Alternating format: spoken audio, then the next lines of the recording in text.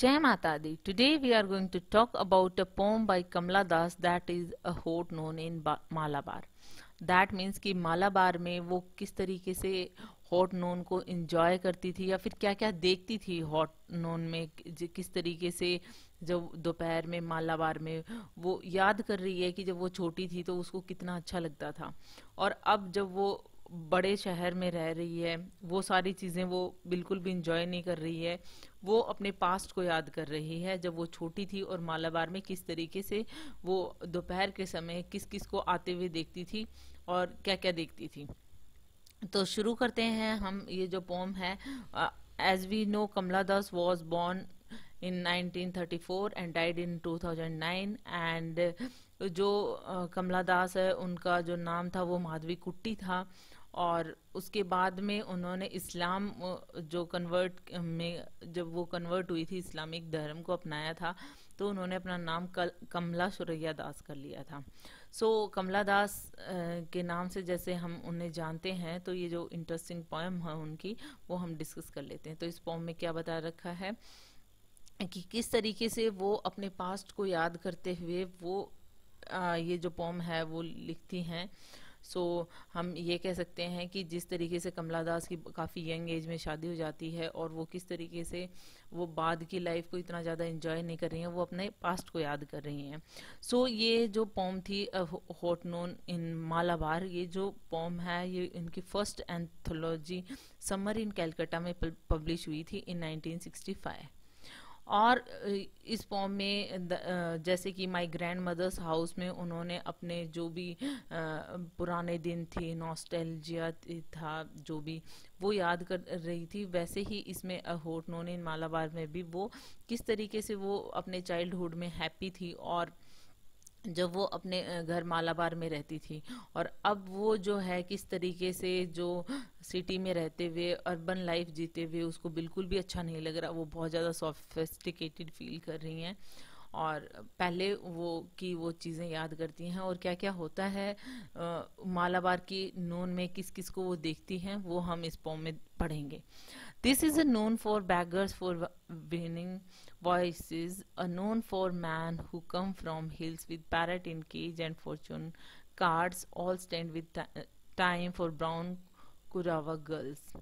So इन lines में क्या बता रहे हैं, जो पोइटेस हैं वो ये कह रही हैं कि वो अपने जो भी एक्सपीरियंस है मालाबार का वो रिकॉल करते हुए वो कह रही हैं कि जब नून टाइम में किस तरीके से उनकी लाइफ थी, वो अपनी लाइफ को याद करते हुए वो ये सोच रही हैं, याद कर रही हैं, मिस कर रही हैं वो दिन, और वो याद करती हैं कि किस तरीके से वो एक अच्छा पास्ट उन्होंने जिया है, और वो नोन टाइम में किन किन लोगों को अपने घर के वहाँ से गुजरते हुए देखती है।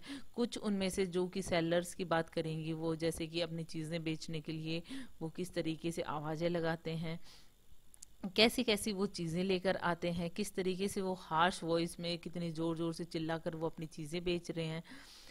ये सारी जो चीज़ें हैं वो सारी चीज़ें जो जो क्वालिटी की वो चीज़ें बेच रहे हैं वो सब वो बताते हैं। तो सबसे पहले ये इन सब चीज़ों में सबसे पहले जो पोइटेस है वो बात करती हैं बैगर्स की, जो कि उनके घर के वहाँ आते हैं। और क्या बैगर्स जो होते हैं जो कि भीख मांगने के लिए आते हैं, that means this is a noon for beggars, that means beggars आते हैं जिस दोपहरी में, और उनकी जो वॉइस होती है काफ़ी हार्श होती है, और वो भीख मांगने के लिए जब आते हैं और वो देखते हैं कि उनकी वॉइस किस तरीके की हैं, दैट मीन्स वो उनकी कितनी हार्श वॉइस या फिर वो जो वॉइस है वो काफ़ी अलग है, मतलब इतनी ज़ोर से वो बात करते हैं, चिल्लाते हैं कि वो जो भी चीज़ें बेच रहे हैं लोग वहाँ पर आएं। उसके बाद में वो क्या कह रहे हैं कि a noon for man who come from hills with parrot in a cage and fortune cards. अब वो क्या कह रहे हैं कि उन दोपहर में वो भी आदमी आते थे जो कि हिल्स से आते थे, दैट मीन्स कि हिल्स से आते थे, और वो क्या बताते थे, फॉर्चून टेलर्स थे, वो फॉर्चून कार्ड लेकर आते थे, वो कार्ड से जो होते हैं ना भविष्य देखते हैं। इस तरीके से वो भी आते थे, और वो साथ में क्या लेकर आते थे, पैरेट भी लेकर आते थे, केज के अंदर पैरेट भी लेकर आते थे जो कि भविष्य बताते थे। और वो क्या कह रही हैं कि उन पैरेट्स की हेल्प से, उन कलरफुल फॉर्चून कार्ड्स की हेल्प से वो फ्यूचर बताते थे।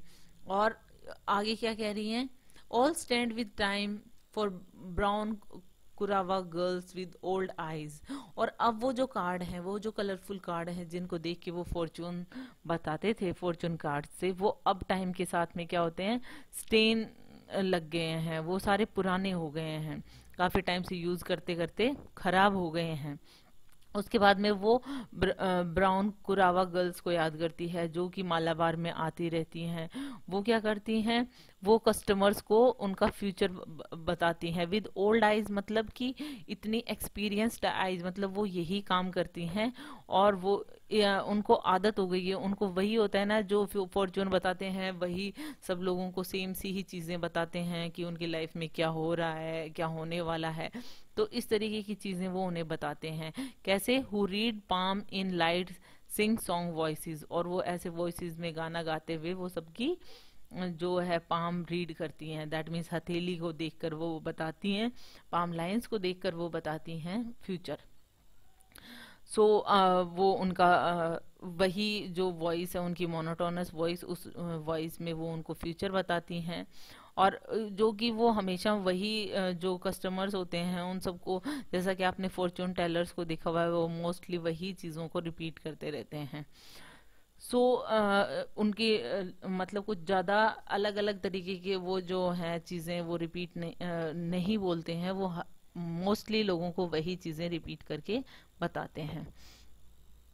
यहाँ पे जो है इस तरीके से जो उनकी ओल्ड आइज है, दैट मीन्स उनको बहुत ज़्यादा प्रैक्टिस हो गई है, एक्सपीरियंस हो गया है, और इस तरीके से सब कस्टमर्स को मोस्टली वो एक ही वो पाम देखते हुए और ऐसी चीज़ें वो बोलती हैं, तो वो जो हैं वो उनको सेटिस्फाई कर देती हैं अपने फॉर्चून टेलिंग के इस प्रोसेस में। सो क्योंकि जैसा कि हम जानते हैं मोस्टली लोग किस टाइप के होते हैं और या क्या सुनना चाहते हैं, मोस्टली के लाइफ में क्या चीज़ें होती हैं, इस तरीके से वो बताती हैं। उसके बाद में वो क्या बताती हैं, बाद में बताती हैं, for bangle sellers who spread on the cool black floor those red and green and blue bangles. अब वो बात करती हैं बैंगल सेलर की, जो दैट मीन्स जो चूड़ी बेचते हैं। वो क्या कर रहे हैं कि वो जो कूल ब्लैक कलर का जो फ्लोर है, फर्श है, उसके ऊपर वो चूड़ियाँ फैलाते हैं। उन चूड़ियों का कलर रेड है, ग्रीन है, ब्लू है, और वो सारे जो चूड़ियाँ हैं वो इसलिए फैलाते हैं ताकि जो कस्टमर्स हैं वो उनकी चूड़ियों को देख सकें। All covered with dust of road miles grow crack on heels.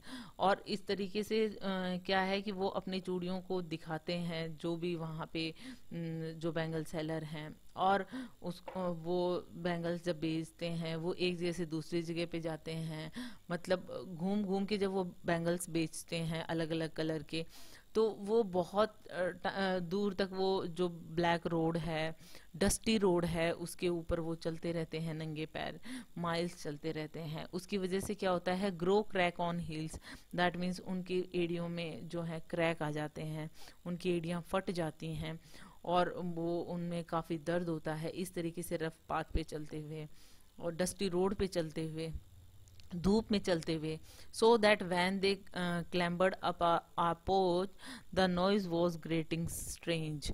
और इसलिए मतलब उनके जो एड़ियाँ हैं वो फट गई हैं, क्रैक आ गया है उनकी हील्स में।